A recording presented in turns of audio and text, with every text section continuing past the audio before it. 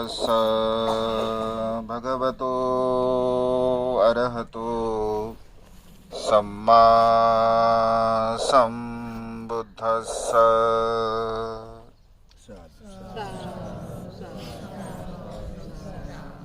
विश्ववंदनीय विश्वशांतिदूत प्रज्ञाशील समाधीचे उद्गाता महान करुणावान करुणेचा सागर तथागत सम्यक संबुद्ध तथागतांचा पावन पवित्र सद्धम्म, त्या सद्धम्माचा सातत्याने प्रचार आणि प्रसार करणारा सदापूजनीय भिक्खू संघ, बुद्ध धम्म आणि संघ या महान तीन रत्नाची आम्हा सर्वांना माहिती करून देणारे, आम्हा सर्वांचा आधारस्तंभ, भारतीय घटनेचे शिल्पकार बोधिसत्व गुणपेतांग डॉक्टर बाबासाहेब आंबेडकर यांच्या धम्मक्रांतीमध्ये संपूर्ण जीवन समर्पित करतो।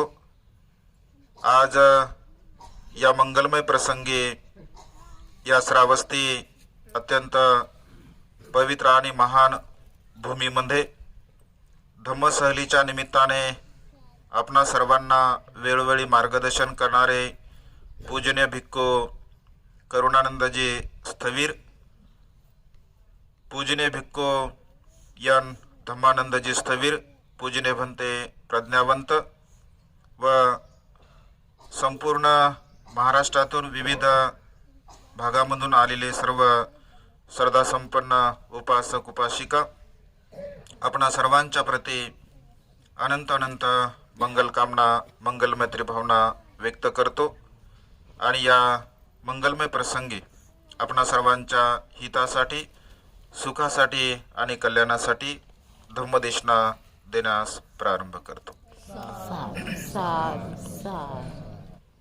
तथागतांच्या पदस्पर्शाने पावनाने पुनीत झालेली ही श्रावस्ती भूमी सारनाथ पासून श्रावस्तीपर्यंत हा जो संपूर्ण आपला प्रवास आहे, हा संपूर्ण प्रवास तथागतांच्या आणि भिक्खू संघाच्या पदस्पर्शाने पुनीत आणि पावन झालेला हा संपूर्ण परिसर आहे। वेळोवेळी आपणा सर्वांना पूजनीय भिक्खू संघाच्या द्वारा मार्गदर्शन करण्यात आलं। आम्ही सारनाथला बोललो, आता शेवटी श्रावस्तीला बोलत आहोत। मधामध्ये भंतेंनी तुम्हा सर्वांना मार्गदर्शन केलं।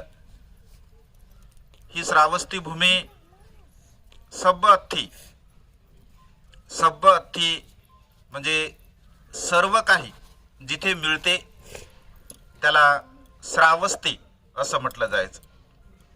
भगवंताच्या काळामध्ये अत्यंत सुवर्णमय अशा प्रकारची ही पावन आणि पवित्र अशी भूमी होती। 7 करोड लोकसंख्या असणारी ही भूमी होती आणि व्यावहारिक दृष्टिकोनातून मनुष्याला लागणाऱ्या सर्व प्रकारच्या सुखसुविधा या श्रावस्ती शहरामध्ये भगवंताच्या काळामध्ये होत्या आणि त्यामुळे इथे राहणारा प्रत्येक मनुष्य अत्यंत सुखपूर्वक अशा प्रकारचं जीवन जगत असे। राजा प्रसेनजित यांचं अत्यंत महत्त्वपूर्ण कौशल देशाचं हे श्रावस्ती शहर होतं आणि या श्रावस्तीचा इतिहास पाहत असताना आपण बघतो, साहित्यांचं जेव्हा वाचन चिंतन मनन आपण करत असतो, अनाथ पिंडक आणि माता विशाखा या 2 महाउपासकांच्या द्वारा जे दान पुण्य केलं गेलं, या दान पुण्याने ही संपूर्ण श्रावस्ती भूमी अजरामर झालेली आहे। दोनही महाउपासक अनाथ पिंडक आणि माता विशाखा हे दोघंही या श्रावस्तीमध्ये राहणारे होते। खरं तर माता विशाखा ही भद्य नगरची राहणारी होती, परंतु राजा प्रसेनजितांच्या विनंतीवरून विशाखेचा संपूर्ण परिवार या श्रावस्तीच्या बाजूलाच त्या काळामध्ये असणारं साकेत नगर त्यांनी निर्माण केलं होतं आणि माता विशाखेने बाजूलाच आपण 2 किलोमीटरवरती पूर्व भागाला जाणार आहोत. तिथे पूर्वाराम विहार माता विशाखी निर्माण केलं होतं. हे जेतवन विहार अनाथ पिंडकाने निर्माण केलं होतं. तर याचा थोडक्यामध्ये आपण इतिहास बघूया. कारण भगवंत या पवित्र भूमीमध्ये म्हणजे या जेतवन विहारामध्ये भगवंताने 19 वर्षावास केलेला आहे आणि माता विशाखेच्या पूर्वाराम विहारामध्ये भगवंताने 6 वर्षावास केले. असे एकूण 25 वर्षावास भगवंताने या श्रावस्ती भूमीमध्ये केलेले आहे. अनेक उपदेश त्रिपिटक साहित्यातील 80% उपदेश भगवंताने श्रावस्ती शहरामध्ये दिलेले आहे. आणि त्यामुळे प्रत्येक उपदेशाच्या सुरुवातीला प्रारंभीला आपण बघतो एवं मे सुतम एकम समयं भगवा सावधियं विहरती जेतवने अनाथ पिंडिकस आरामे. म्हणजे भगवंत जेतवन विहारामध्ये वास्तव्य करत असताना भगवंताने या प्रसंगी अशा प्रकारचा उपदेश दिलेला आहे असा इतिहास आपल्याला पाहायला मिळतो. खरं तर जेव्हा अनाथ पिंडक हा व्यापारी होता, सुवर्ण म्हणजे हिऱ्यांचा तो व्यापारी होता आणि राजा प्रसेनजित यांचा तो कोषाध्यक्ष सुद्धा होता. आणि जेव्हा तो भगवंताला म्हणजे पूर्वी आपल्या बहिणीकडे राजगृहाला तो जात असतो, तर एखादा श्रीमंत मनुष्य असेल, धनवान मनुष्य असेल, प्रतिष्ठित मनुष्य असेल तर त्या मनुष्यांचा सर्वत्र सन्मान होत असतो. भगवंताच्या काळामध्ये सुद्धा होत होता, आजही सुद्धा होतो. तर जेव्हा जेव्हा अनाथ पिंडक ज्या ठिकाणी जात असे त्या ठिकाणी त्याचा खूप मोठा सन्मान होत असे. आणि या प्रसंगी व्यापाराच्या निमित्ताने जेव्हा आपल्या बहिणीकडे राजगृहाला तो जात असतो, तर राजगृहाला गेल्यानंतर या प्रसंगी मात्र जसा त्याचा यथोचित सन्मान होत असे तसा यथोचित सन्मान या प्रसंगी मात्र झाला नाही. आल्यानंतर बहिणीने थोडक्यामध्ये स्वागत केलं, बहिणीच्या मिस्टराने थोडक्यामध्ये स्वागत केलं आणि ते आपापल्या कामामध्ये गुंतून गेले. आपापल्या कामामध्ये गुंतून गेल्यानंतर सुदत्ताला आश्चर्य वाटलं.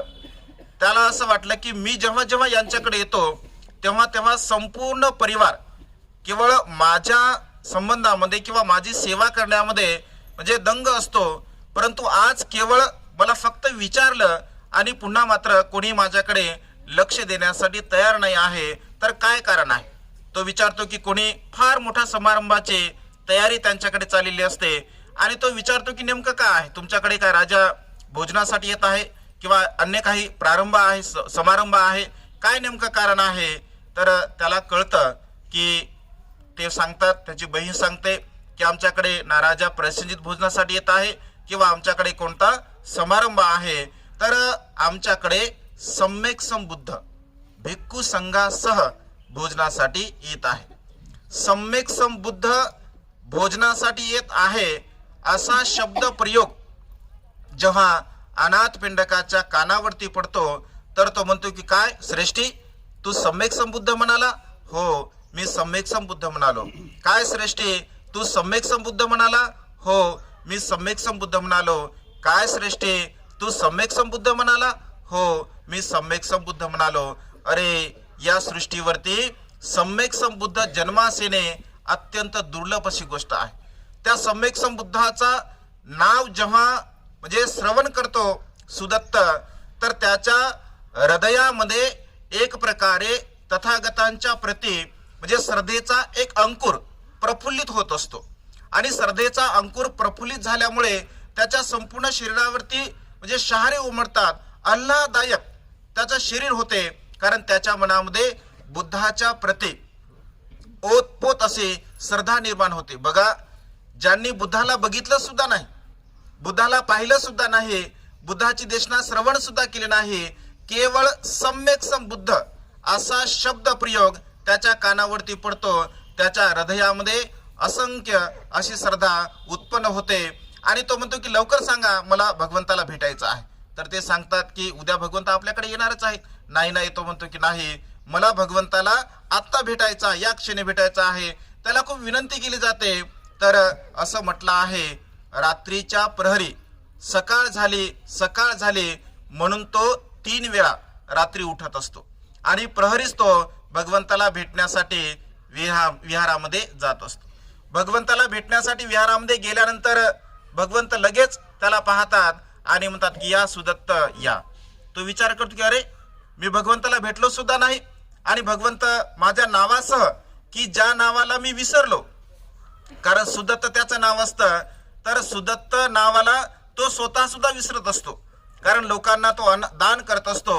अनाथांना दान देत असल्यामुळे त्याला अनाथ पिंडक, पिंड म्हणजे दान, अनाथ पिंडक अशा प्रकारचं लोकांनी नाव दिलेलं असतं. त्याचं स्वतःचं नाव सुदत्त असते.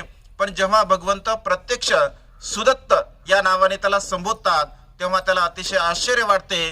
तो भगवंताच्या जवळ जातो, भगवंताला प्रणाम करतो आणि वेगवेगळ्या प्रकारे भगवंत त्याला उपदेश करत असतात.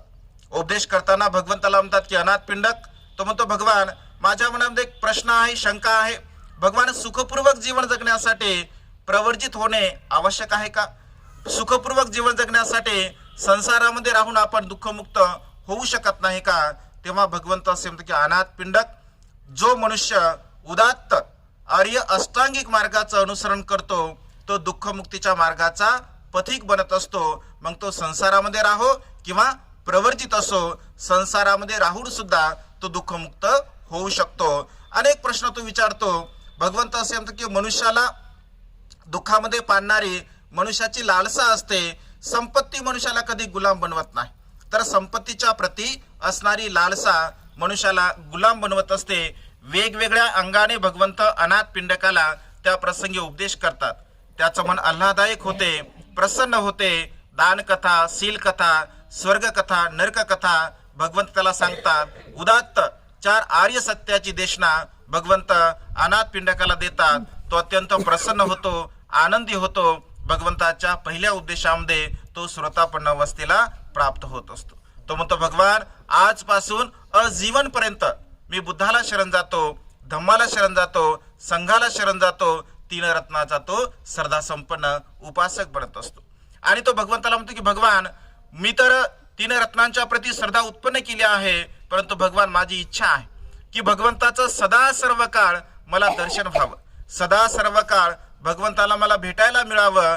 भगवान अशा प्रकारची मी व्यवस्था करू शकतो. भगवान आपण श्रावस्तीमध्ये यावं. तेव्हा भगवंत असे म्हणतात, भगवंत भिक्खू संघ हा शहरामध्ये राहत नाही आणि अधिक शहराच्या दूर सुद्धा राहत नाही. भगवान अशी मी व्यवस्था करेल. आणि लगेच तो येत असतो. येताना मात्र श्रावस्तीपर्यंत आपले जे काही व्यापारी मित्र असतात त्या सर्व व्यापारी मित्रांना तो सांगतो की या मार्गाने सम्यक संबुद्ध येणार आहेत, भिक्खू संघ येणार आहे. तुम्ही धर्मशाळा निर्माण करा, तुम्ही विहिरी निर्माण करा. अगदी राजगृहापासून ते श्रावस्तीपर्यंत भगवंताची पूर्ण तो येतानाच व्यवस्था करत असतो. इथे आल्यानंतर राजा प्रसेनजित यांचा पुत्र जेतकुमार असतो आणि जेतकुमाराने स्वतःच्या म्हणजे क्रीडा विहारासाठी हे सुंदर असं विहार निर्माण केलं असते, बगीचा निर्माण केला असतो. आणि तो तेव्हा पाहतो तर हे जे स्थान आहे हे स्थान भगवंतासाठी योग्य आहे, उचित आहे, अशा प्रकारे त्याच्या मनामध्ये हा उत्पन्न होतो. तो जेतकुमाराकडे जातो आणि जेतकुमाराला म्हणतो की जेतकुमार तुझं गार्डन, तुझा बगीचा मला विकत घ्यायचा आहे. तो म्हणतो की शक्य नाही, ते माझ्या सुखासाठी मी ते निर्माण केलं आहे, मी ते विकणार नाही. तो म्हणतो की नाही, मला तर तो घ्यायचाच आहे. अशा प्रकारे त्यांचा वादविवाद होतो आणि शेवटी बोलता बोलता तो म्हणतो अरे या जागेची किंमत तर सुवर्णमय आहे, ही भूमी सुवर्णमय आहे, सोन्याची किंमत या जागेची आहे. सोन्याची किंमत म्हटल्याबरोबर तो म्हणतो की ठीक आहे, मी तुझं गार्डन विकत घेतलं आहे, मी तर काही सौदा केला नाही, मी तर काही सांगितलं नाही. जेव्हा त्यांचा वाद होतो पंचायतीमध्ये गेला हा वाद जातो आणि पंचायतीमध्ये वाद गेल्यानंतर त्या ठिकाणी पंचायत सांगतात की ज्या अर्थी या जमिनीची किंमत तुम्ही ठरवली, तुम्ही असं बोललात की ही जमीन सुवर्णमय आहे, सोन्याच्या किमतीची आहे. अनाथ पिंडकाने असं म्हटलं आहे की असंख्य गाड्याच्या द्वारा ही संपूर्ण भूमी सुवर्णमय म्हणजे सोन्याच्या नाण्याने अंथरली.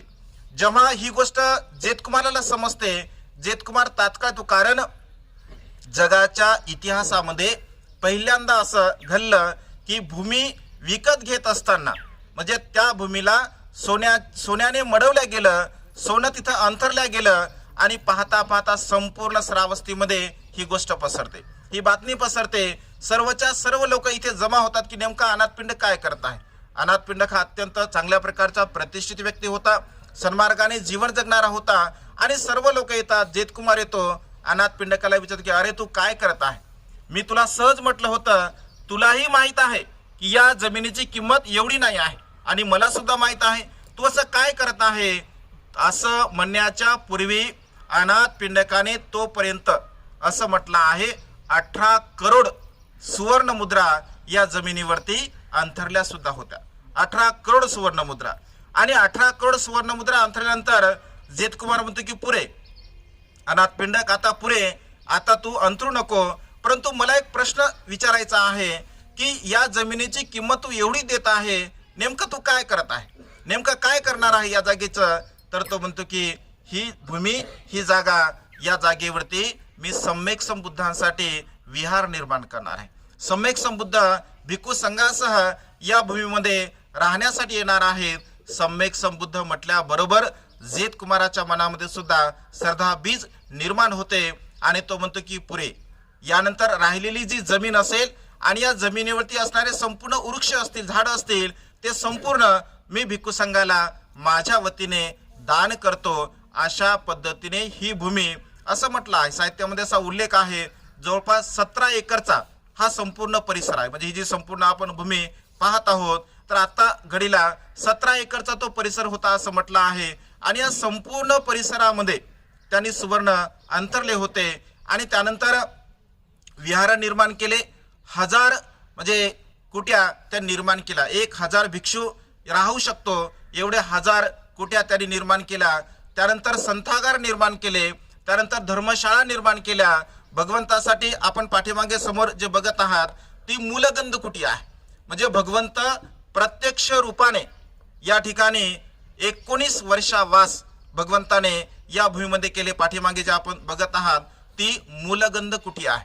ज्या मूलगंध कुटीमध्ये भगवंत प्रत्यक्ष 19 वर्ष म्हणजे वर्षावासाचा 3 महिन्याचा किंवा 4 महिन्याचा जो कालावधी असतो, तो 4 महिन्याचा 3 महिन्याचा कालावधी भगवंताने प्रत्यक्ष त्या मूलगंध कुटीमध्ये घालवलेला आहे. अत्यंत पवित्र अशा प्रकारच्या या भूमीमध्ये भगवंताने वास्तव्य केलं आणि विहार निर्माण केलं. विहार निर्माण करण्यासाठी असं म्हटलं आहे 18 करोड सुवर्ण मुद्रा त्याने खर्च केला. दान पुण्य करण्यासाठी, उत्सव करण्यासाठी 18 करोड सुवर्ण मुद्रा खर्च केला. अशा प्रकारे 54 करोड सुवर्ण मुद्रा खर्च करून अनाथ पिंडकाने जेतवन विहाराची निर्मिती केली. जेतवन विहाराची निर्मिती केल्यानंतर विहाराला नाव दिलं जेतकुमार. जेतकुमाराचं विहार म्हणून असं म्हणतो आपण. परंतु सत्य सत्य असते आणि सत्य हे कधी नाकारल्या जात नाही. बोलताना मात्र सर्व लोक अनाथ पिंडकाचे जेतवन विहार अशा प्रकारचा शब्द प्रयोग करू लागले. जेतकुमाराच्या प्रती कृतज्ञ भाव अनाथ पिंडकाने निर्माण केला आणि त्याचं नाव दिलं. परंतु इतिहासामध्ये दोघांचंही नाव मात्र अजरामर झालेलं आहे. भगवंत इथे वास्तव्य करत असताना अनाथ पिंडक अनेक उपदेश भगवंतांनी या ठिकाणी दिले. महामंगल सुत्तांचा ग्रस्तांसाठी भगवंताने उपदेश इथेच दिला, याच परिसरामध्ये. याच भूमीमध्ये पटाचार्याला भगवंताने उपदेश दिला, तिला दुःखातून पूर्णपणे मुक्त केलं. याच भूमीमध्ये भगवंताने किसा गौतमीला उपदेश दिला, तिला दुःखमुक्त केलं. याच भूमीमध्ये प्रभाव सुत्तांचा भगवंताने उपदेश केला. याच भूमीमध्ये वसल सुत्ताचा भगवंताने उपदेश केला. असंख्य उपदेश भगवंताने या पवित्र अशा भूमीमध्ये, या जेतवन विहारामध्ये केलेले आहे. अनाथ पिंडक रोज सकाळच्या प्रहरी आणि संध्याकाळच्या प्रहरी भगवंताला भेटण्यासाठी येत असे. असा एकही दिवस जेव्हापासून तो भगवंताच्या संपर्कामध्ये आला, अगदी तेव्हापासून असा एकही दिवस नव्हता की तो भगवंताला भेटण्यासाठी येत नसे. आणि त्याची विशेषता होते की जेव्हा जेव्हा तो भगवंताला भेटण्यासाठी येत असे तेव्हा तेव्हा काही ना काही तो घेऊन येत असे. आणि काही ना काही घेऊन येत असल्यामुळे अनेक जे काही नवीन श्रामणर असतील, भिक्षू असतील, तर त्यांना असं वाटायचं की अनाथ पिंडक विहारामध्ये आले पाहिजे. माता विशाखा आणि अनाथ पिंडकांचा एक नियम असायचा, जेव्हा जेव्हा ते विहारामध्ये येत असत तेव्हा तेव्हा काही ना काही ते भगवंतासाठी घेऊन येत असत. आणि अशा पद्धतीने अनाथ पिंडकाकडे बघा, जेव्हा सुरुवातीला तो भगवंताला भेटतो, सुरुवातीला भगवंताला भेटल्यानंतर तो भगवंताला असं म्हणतो की भगवान, माझ्याकडे एवढी संपत्ती आहे की माझं मला सुद्धा माहीत नाही. परंतु आता एक प्रसंग असा असतो की अनाथ पिंडक आपल्या दालनामध्ये आपल्या महालावरती बसल्यानंतर तो विचार करतो, तो चिंतन करतो की मला भगवंताला भेटायचं आहे आणि भगवंताला मला भेटायचं आहे, परंतु मला भगवंताला भेटण्यासाठी तर जायचं आहे, पण माझ्याकडे भगवंताला देण्यासाठी, भिक्खू संघाला देण्यासाठी काहीही शिल्लक नाही आहे. बघा, एक वेळचा प्रसंग, त्याच्याकडे विपुल धनसंपदा असते, परंतु भगवंताच्या सेवेमध्ये संपूर्ण धनसंपत्ती त्याची खर्च होत असते, संपूर्ण धनसंपत्ती. आणि एवढी धनसंपत्ती संपल्यानंतर सुद्धा त्याच्या मनामध्ये कधी असा भाव उत्पन्न होत नाही, कारण अनाथ पिंडकाच्या घरी 2000 भिक्खूंच्या आसनं रोज टाकलेले असायचे. रोज 2000 भिक्षू अनाथ पिंडकाकडे भोजन ग्रहण करत, रोज 2000 भिक्षू माता विशाखाकडे भोजन ग्रहण करत असत.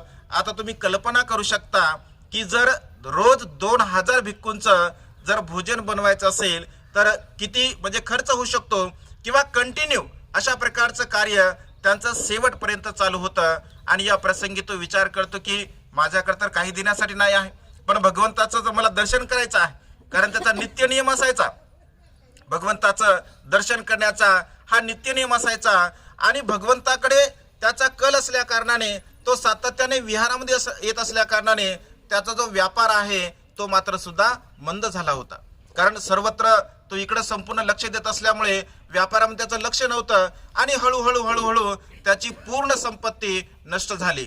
बघा, त्याने एवढी संपत्ती दान केली तरी सुद्धा त्याच्या पत्नीने कधी असं म्हटलं नाही की तुम्ही एवढं सर्व संपत आहे, तुम्ही का दान देता. त्यांच्या मुलीने कधी असं म्हटलं नाही की सर्व संपत आहे, तुम्ही का दान करता. त्याच्या मुलाने सुद्धा असं म्हटलं नाही जे म्हणजे त्यांनी की तुम्ही का दान करता. म्हणजे अत्यंत श्रद्धा संपन्न परिवार त्याचा होता. आणि तो शेवटी विचार करतो की भगवंताला तर दान द्यायचं आहे, जायचं आपल्याला विहारामध्ये. तर येत असताना असं म्हटलं आहे इतिहासामध्ये आपण बघतो, त्याच्या गार्डन मधली एक टोपलभर माती तो घेऊन येत असतो. आणि टोपलभर माती घेऊन आल्यानंतर एक छोटंसं रोपटं असतं, एक झाड असतं, आणि त्या झाडाखाली ती माती तो टाकत असतो. ती माती टाकल्यानंतर ते झाड माती टाकून तो भगवंताकडे जातो, भगवंताला वंदन करतो. आणि वंदन केल्यानंतर भगवंत सहज म्हणून विचारतात. म्हणजे मनुष्याच्या चित्ताची अवस्था, जेव्हा जेव्हा आपण दान पुण्य करत असतो तर दान पुण्य कर्म करत असताना आपल्या चित्ताची अवस्था कशी आहे. चेतनाहं कमंग भिक्कवे असं भगवंतांनी म्हटलं आहे.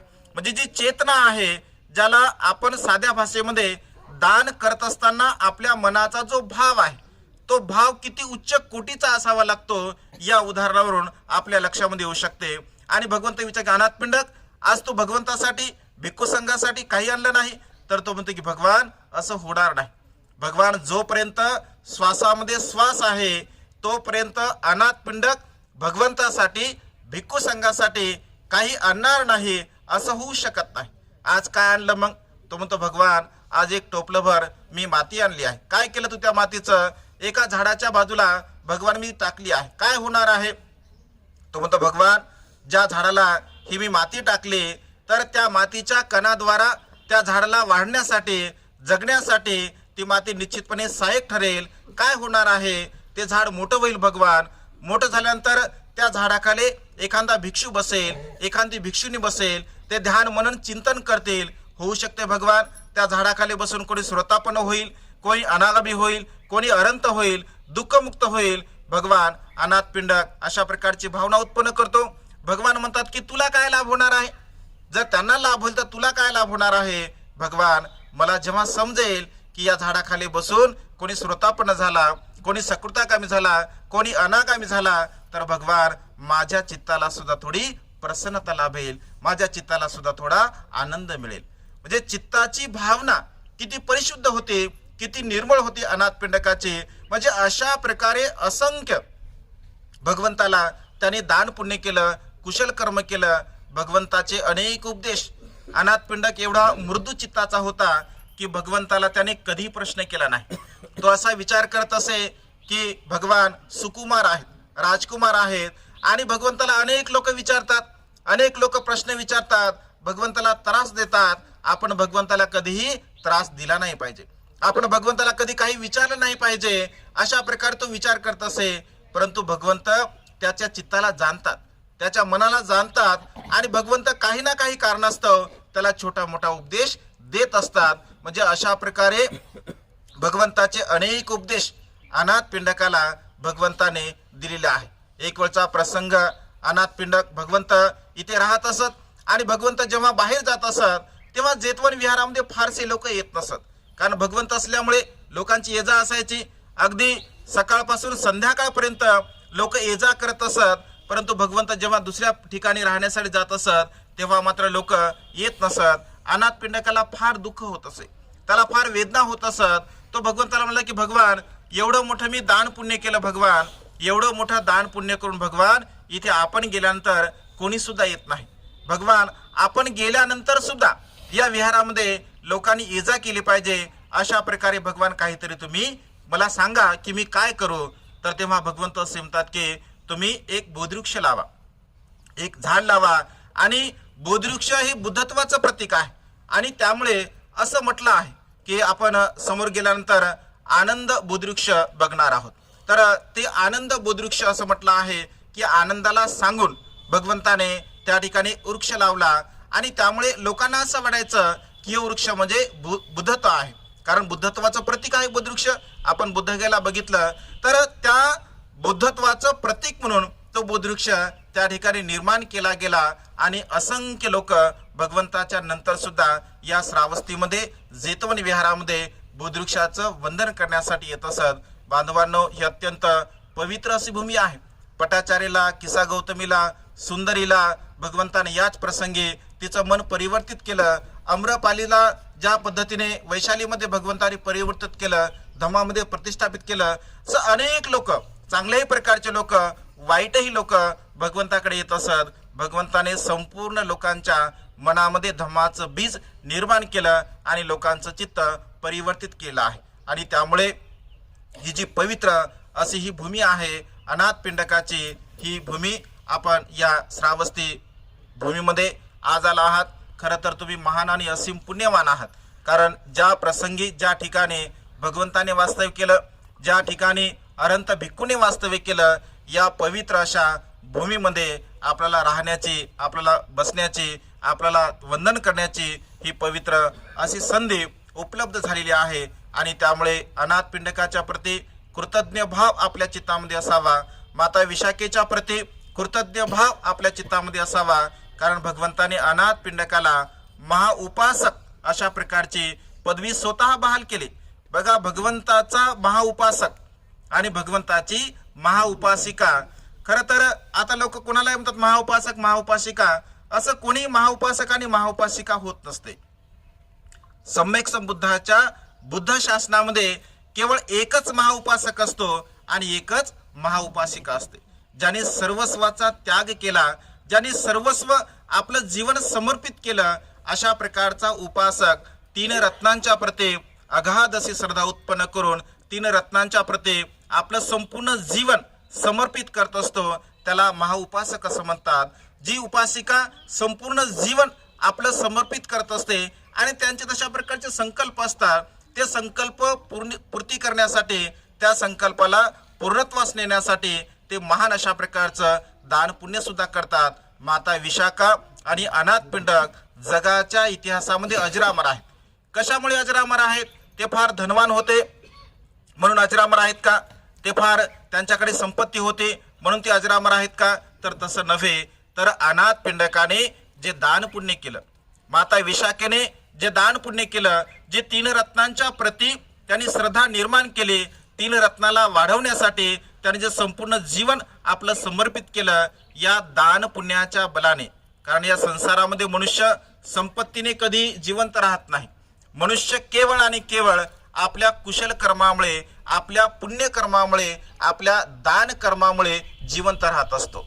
ज्या मनुष्याने आपल्या रागाला, आपल्या द्वेषाला, आपल्या मोहाला, आपल्या विकाराला पूर्णपणे जिंकलेला आहे, जो मनुष्य आपलं चित्त सदा सर्व काळ प्रसन्न ठेवतो, आनंदी ठेवतो आणि तीन रत्नांच्या व्यतिरिक्त आपल्या जीवनामध्ये कोणत्याही प्रकारचं श्रद्धास्थान तो निर्माण करत नाही, सदा सर्व काळ तीन रत्नांच्या प्रती श्रद्धा ठेवून आपलं जीवन जगण्याचा प्रयत्न करत असतो तर ते लोक आपल्या जीवनामध्ये महान आणि असीम पुण्याची प्राप्ती करत असतात आणि त्यामुळे आपण सुद्धा अत्यंत पुण्यवान आहात. कारण या पवित्र अशा भूमीमध्ये आपल्याला भगवंत जरी नसतील तरी भगवंताच्या प्रत्यक्ष गंधकुटीचं आपल्याला वंदन करण्यासाठी प्राप्त होत आहे. प्रत्यक्ष रूपाने इथे भगवंताने वास्तविक केला आहे. होऊ शकते भगवंत इथे बसले असतील, होऊ शकते भगवंताने इथे उपदेश दिला असेल आणि या पवित्र भूमीमध्ये आम्ही स्वतःला नेहमी कृतज्ञ व्यक्त करतो, कृतज्ञता भाव व्यक्त करतो. आमच्या मातापित्यांच्या प्रती कृतज्ञ भाव व्यक्त करतो, ज्या मातापित्याने जन्म दिला, ज्या गुरुच्या प्रती आम्ही कृतज्ञ भाव व्यक्त करतो, ज्याने आम्हाला प्रवर्जा दिली. आम्ही आमच्या मित्रांच्या प्रती कृतज्ञ भाव व्यक्त करतो, ज्यांच्यामुळे आम्हाला या बुद्ध शासनामध्ये येण्याची एक संधी प्राप्त झाली. कारण आपल्या जीवनामध्ये कोणी ना कोणी आपला एक कल्याण मित्र असतो. कोणी ना कोणी प्रत्येक मनुष्याच्या जीवनामध्ये कोणी ना कोणी एक कल्याण मित्र असतो आणि त्या कल्याण मित्राच्या प्रती आपल्या चित्तामध्ये सदा सर्व काळ आपण कृतज्ञ भाव निर्माण केला पाहिजे. भिक्खू संघ हा आपला सदा सर्व काळ कल्याण मित्र असतो. संघाच्या प्रती सदा सर्व काळ आपल्या चित्तामध्ये श्रद्धा भाव आपण निर्माण केला पाहिजे.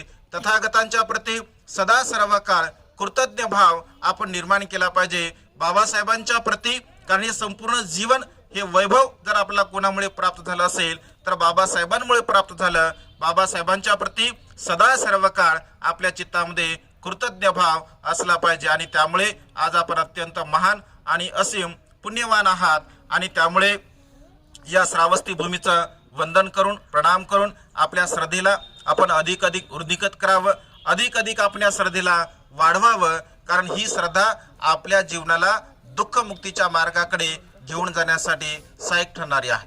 प्रत्येकाची श्रद्धा वेगवेगळी आहे, कारण प्रत्येकाचं चित्त वेगवेगळं आहे. जरी सर्वजण आपण इथे बसला आहात, प्रत्येकाच्या चित्तामध्ये समान विचार असतील असं आपण सांगू शकत नाही.